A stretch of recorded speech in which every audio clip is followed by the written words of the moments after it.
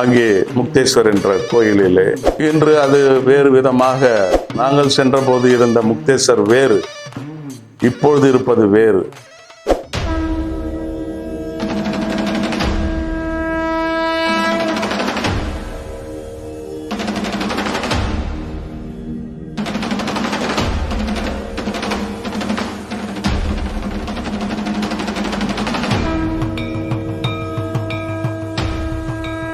அன்று சிவன் கோயில், அது ரொம்ப பழைய புராதனமான கோயில், சுயம்புவா உருவான கோயில்.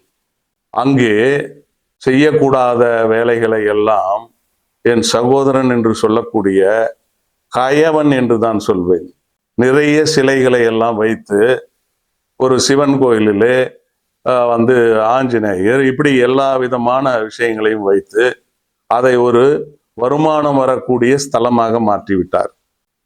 இது சத்குருக்கும் பிடிக்கல. இந்த அளவுக்கு இவர் செஞ்சது எல்லாமே அவருக்கு பிடிக்கல. இருந்தாலும் இவர் பாட்டுக்கு ஏதோ ஒன்று செய்வார், தான்றோண்டித்தனமாக எதையோ ஒன்று பண்றது. இப்படிதான் அவர் இன்னமும் அப்படிதான் இருக்கிறாரு. என்ன சொல்வது என்றால், ஒரு இறைவனை வைத்து கொண்டு என்னெல்லாம் செய்யக்கூடாதோ அத்தனை காரியங்களும் செய்து கொண்டிருக்கிறார். இப்படியாக மறுபடியும் நாங்கள் வரும் பொழுது 3 டயர்ல தான் வரோம். அப்பெல்லாம் ஏசி ட்ரெயின்லாம் கிடையாது. சத்குரு, நான், என் மனைவி விஜயம்மா, ராதே, நாங்கள் ட்ரெயினில் தான் வரோம். வரும்பொழுது என் தம்பியும் கூடவே வந்தான். ஆக அந்த 3ஆம் வகுப்பிலே வெயில் காலத்திலே உட்கார்ந்து கொண்டு வருகிறோம். எதுவும் தெரியல எங்களுக்கு, பேசிக்கொண்டே வந்தோம். வரும்பொழுது நிறைய ஒரிசாவிலே விஜய்க்கு நிறைய பிடிச்சதெல்லாம் வாங்கி எடுத்துக்கிட்டாங்க. அவங்க அன்னைக்கு சேலத்தில் ஒரு மீட்டிங் இருக்குது. அதனால அவர் பீ கட்டி, நான் சேலத்தில் இறங்கிடுறேன், நீங்கள் இந்த பொருள்லாம் எடுத்துகிட்டு போய் ஈரோடு போயிடுங்க, நான் எடுத்துக்கிறேன் அப்படின்ட்டாரு. சரி, நான் ஈரோடு அந்த எல்லாத்தையும் கொண்டு என் வீட்டில் வச்சுருந்தது. அதுக்கப்புறம் அடுத்த நாள் அவர் அதை எடுத்துக்கிட்டு வீட்டில் கொஞ்ச நேரம் இருந்துட்டு போனார். இது எல்லாமே பார்த்தீங்கன்னா கனவு போல் நடந்த ஒரு விஷயங்கள், ஆனால் மறக்க முடியாத விஷயங்கள். என் வாழ்க்கையிலே நான் எதை மறந்தாலும் இந்த நடப்புகளை என்னால் மறக்க இயலாது. அதே நேரத்திலே அன்று பழகியவர்களையும் என்னால் மறக்க முடியாது. கோபிச்செட்டிப்பாளையத்திலே அருணகிரி என்பவர் ரொம்ப எனக்கு பிடித்த ஒரு நபர். அடுத்ததாக பார்த்தீங்கன்னா கோவையிலே திலீப், ராஜா, சுதர்சனன், பாரதி, இன்னும் சொல்ல போனால் ஸ்ரீனிவாசன் என்று ஒருவர் இருந்தார். இப்படியாக அவர்கள் எல்லாம் சேர்ந்து தான் நாங்கள் நிறைய விஷயங்களை பண்ணியிருக்கிறோம். இன்னும் சொல்ல போனால் தியான லிங்கம், அதுக்கான வேலைகள் நடக்குது. தியான லிங்கம் உருவாயிருச்சு, தியான லிங்கம் ஈஷாவுக்கு வந்துருச்சு. அதற்கான ஆவுடையாரும் நடந்து கொண்டே இருந்தது. ஒரு கட்டத்திலே ஆவுடையாரையும் இந்த லிங்கத்தையும் இணைக்கணும். அது மிகுந்த கஷ்டங்களை கொடுத்து கொண்டே இருந்தது. கடைசியில் என்று இணைந்தது என்றால், கோவையிலே குண்டுவெடிப்பு நடந்த அன்று எனக்கு ஃபோன் வருகிறது, பிகேடி கிளம்பி வர சொல்லுங்க அப்படின்னு சொல்லி, அண்ணா உங்களை கூப்பிடுறாரு, இன்னைக்கு லிங்கத்தை வச்சிடுறாராம்மா அப்படின்னு சொல்லும் பொழுது, அந்த இடைஞ்சலான நேரத்திலையும் கார்ல கிளம்பி போறோம். கோயம்புத்தூர்ல அந்த ஏரியா வந்த உடனே போலீஸ் எங்களை தடுத்து என்னன்னு கேட்குறாங்க. இப்படி சொல்றேன். ஒரு கான்ஸ்டபிள் என்னுடைய கார்ல ஏறிக்கிட்டு எங்களை கொண்டு போய் செல்வபுரம் வரைக்கும் விட்டார். அதுக்கப்புறம் அங்கே ஈஸியாக வந்துட்டோம். தியானலிங்க பிரதிஷ்டை, அதாவது லிங்கத்தோடு சேர்ந்த, அந்த லிங்கத்தோட சேர்த்து வைக்கிற ஒரு விழா அது. அந்த ஏற்பாடை அவர் இதற்காகத்தான் அவருக்கு சத்குரு என்ற பெயர் வந்தது. காரணம் என்றால், ஒரு உயிரை உருவாக்கும் தன்மை கொண்டவர்கள் சத்குரு. அதனாலே அவர் சத்குரு என்று அழைக்கப்பட்டார் பின்னால். அதுவரை அவரை நாங்கள் அப்படி அழைக்கவில்லை. அப்பொழுது இந்த நவபாஷாணங்களை உருவாக்கி அந்த இடத்திலே வைத்து அதன் மீது தான் இந்த லிங்கத்தை வைத்தோம். என்னுடைய இந்த 2 கைகளாலும் நான் அந்த நவபாஷாணங்களை எடுத்து அந்த லிங்கத்தின் ஆவுடையாரிலே வைத்தது எல்லாம் இன்றும் எனக்கு பசுமரத்தாணி போல் இருக்கிறது. நான் செய்த புண்ணியம், எந்த ஜென்மங்களில் செய்தனோ அந்த புண்ணியம் அது. இது எல்லாம் எனக்கு ஒரு இடத்திலே நான் செல்லும் பொழுது ஒருவர் என்னை பார்த்து அவராக சொல்கிறார், நீ இப்பொழுது இருக்கும் ஒரு குரு உனக்கு 3 ஜென்மங்களாக உன்னோடு தொடர்பில் இருந்தவர், இப்பொழுதும் நீ இருக்கிறாய் என்று சொன்னார். இதை அவரு கூட என்னிடம் சொன்னதில்லை. ஆனால் அவர் எவரோ ஒருத்தர் சொல்றார். சரி, அதையும் ஏத்துக்கிட்டோம். இப்படியாக இந்த ஈஷா யோக மையத்திலே என்னுடைய வரவும் போவதுமாக 16 வருடங்கள் சுமார் அவரோடு நான் பழகி இருந்தேன். இந்த மாதிரியான ஒரு அனுபவங்கள் அப்படின்னு சொல்லும்போது, இந்த விஜய் என்பவரை எடுத்துக்கொண்டீர்களானால் மிகவும் கோபமும் கொண்டவர், பிடிவாதமும் கொண்டவர், அதை விட பல மடங்கு அன்பும் கொண்டவர். இந்த பயணங்கள் நாங்கள் சென்ற பயணங்கள் கர்ம யாத்ரா என்று போய் சென்று வந்தோம். அப்பொழுதெல்லாம் நடந்த ஒவ்வொரு செயல்களிலுமே விஜயம்மாவுக்கு இவர் தன்னுடைய கணவன் யார் என்ற தத்துவத்தை, உண்மையை புரிய வைத்த நாட்கள் அவை. இதை அந்த அம்மா என்னிடமே பலமுறை சொல்லி இருக்கிறார்கள். பிகேடி, இதுவரைக்கும் நான் விளையாட்டுத்தனமா இருந்தேன், இப்பதான் இவர் யாரு என்றதே நான் புரிஞ்சுக்கிட்டேன் அப்படின்னு சொல்லி அன்றிலிருந்து சமாதிக்கான அந்த பயிற்சிகளை தொடர்ந்து நடத்தி கொண்டு வந்தார்.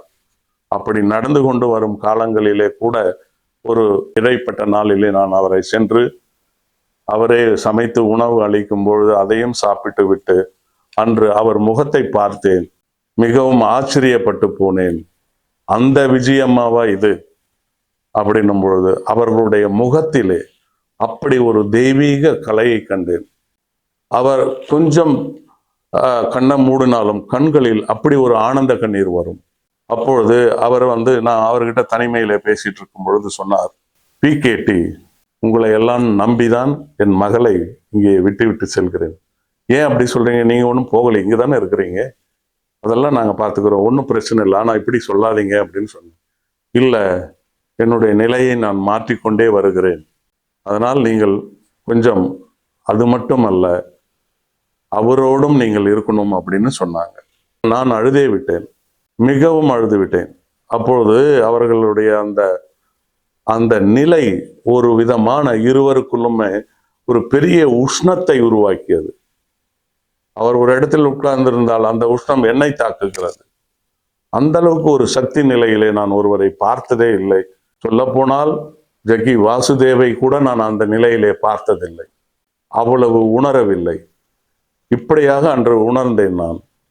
அதற்கு பிறகு ஒரு 5 நாட்களிலேயே மீண்டும் எனக்கு தகவல் இந்த மாதிரி மகா சமாதி என்று சொல்லி சென்றேன். அங்கே சில காரணங்களுக்காக எல்லோரும் காத்திருந்தார்கள். நான் சென்று அவரிடம் பேசி அதற்கு என்ன செய்யணுமோ அந்த காரியங்களை எல்லாம் செய்து முடித்தோம். இப்படியாக அந்த அம்மாவுடைய சமாதி, மகா சமாதி நிறைவடைந்தது. அன்றிலிருந்து இந்த ஈஷா யோகா மையத்தின் வளர்ச்சி மிக வேகமாக செல்வதை கண்டேன். அதாவது இந்த வேகம் அப்படின்னு அசுர வேகத்திலே செல்கிறது. அடிக்கடி சத்குரு ஒன்று சொல்லுவார், நான் முதல் கீர் போட்டேன், கொஞ்சம் பேர் விலகி போயிட்டாங்க, 2வது கீர் போட்டேன், இன்னும் கொஞ்சம் பேர் போயிட்டாங்க, 3வது கீர் போட போறேன், 4வது கீர் போட போறேன்னு நக்கலா சொல்லுவார். அந்த மாதிரி சொல்லும் பொழுது கூட நான் ஏன் இந்த வார்த்தைகளை இவர் சொல்றாரு அப்படின்னு நினைப்பேன். அதற்கு பின்னால், அவர்களுடைய மறைவுக்கு பின்னால் அந்த யோகா மையம் வெகு வேகமாக பரவியது, வெகு வேகமாக முன்னேற்றத்தை அடைந்தது. தியானலிங்கம் மறுபடியும் அங்கு வருபவர்களுடைய எண்ணிக்கை அதிகம் அதிகம் அதிகம், அபரிதமான ஒரு வளர்ச்சி.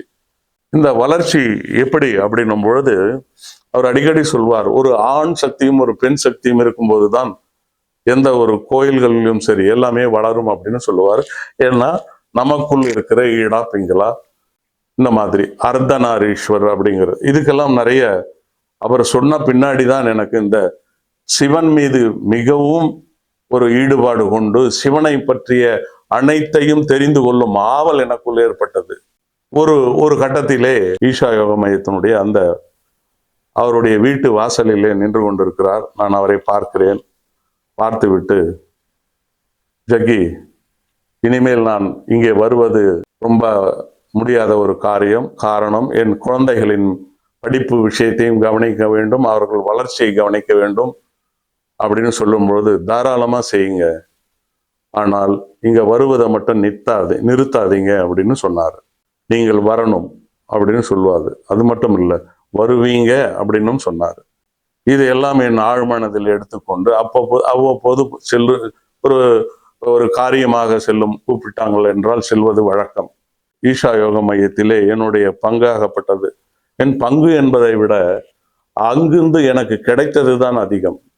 அதை வைத்து கொண்டுதான் நான் இன்று ஆனந்தமாக வாழ்ந்து கொண்டிருக்கிறேன்.